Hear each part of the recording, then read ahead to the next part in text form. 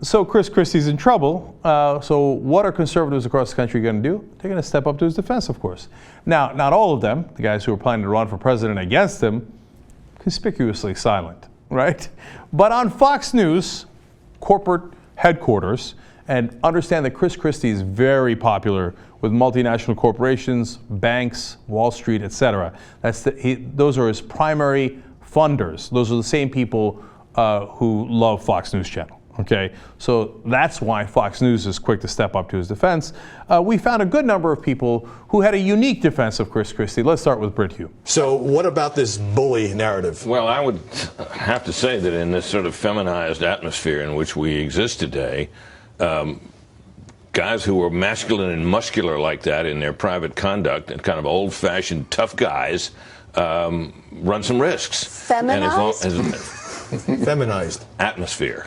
By which you mean? By which I mean that men today have learned the lesson the hard way, that if you act like a kind of an old-fashioned guy's guy, you're in constant danger of slipping out and saying something that's going to get you in trouble and make you look like a sexist or make you look like you seem thuggish or whatever. This guy's very much an old-fashioned, masculine, muscular guy, and there are political risks associated with that. Maybe it shouldn't be, but that's how it is. There's some chance that Britt Hume is in love with Chris Christie. Okay, I mean, first of all, Chris Christie is muscular?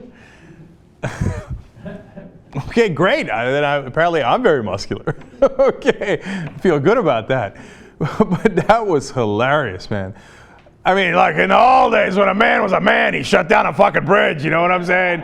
You're stuck in traffic, ambulance can't get to you? Sorry, okay? I guess if you're gonna be a pussy about it, okay, and he's, oh, boo, my grandma died because the emergency crews couldn't get to her, yeah.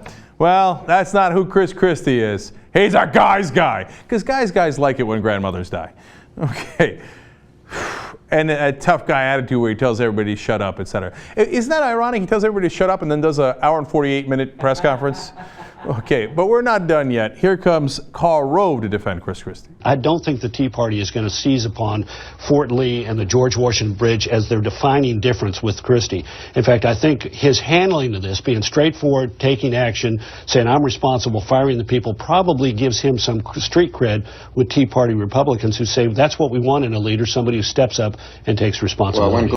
Oh, I love that. He's probably right. The Tea Party's like, oh, man. That's a guy's guy. That's a tough guy. People, so he doesn't help Hoboken. 80% of it's underwater. Guy's guy, yeah. You're in Hoboken. You got devastated by Superstorm Sandy. You had it coming, you libs. Okay, you closed down the bridge in Fort Lee. Ambulance is stuck. Yes, Tea Party. I'm serious. I think Rove might be right. I think the Tea Party people might think, man, that guy looks like an asshole. I really like him. Okay, now, there's, to Rove's point, there was an editorial written by one of these right-wing conservatives, and it's Todd Starnes, and he says, look, quote, I'm not a fan of Governor Christie. He's not exactly a friend of conservatives, and he's way too chummy with his BFF, President Obama. But give credit where credit is due.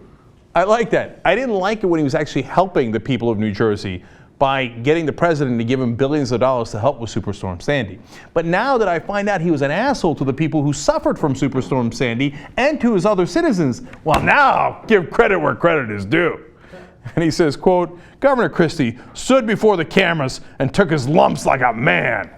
And he talks about how he apologized and it was clear and how Obama never apologizes. Wait a minute. Didn't conservatives criticize President Obama for going on an apology tour across the world? And I like they say Obama should apologize more. First of all, that's super ironic given what they've been saying all along. Secondly, it's super ironic because the guy who they ran against him was Mitt Romney, who wrote a book called No Apologies. Okay, that's awesome. Now, finally, Todd says, the scandal is not the closing of the George Washington Bridge. The real scandal is a mainstream media that somehow thinks getting home late for Hamburger Helper is akin to terrorists attacking an American consulate in Benghazi. Now, what does this have to do with Benghazi? Well, if you don't watch Fox News, you might miss it. everything has to do with Benghazi. Okay, like, oh my, I can't believe how windy it was in the playoff game in this driving rain in Seattle. Fucking Benghazi.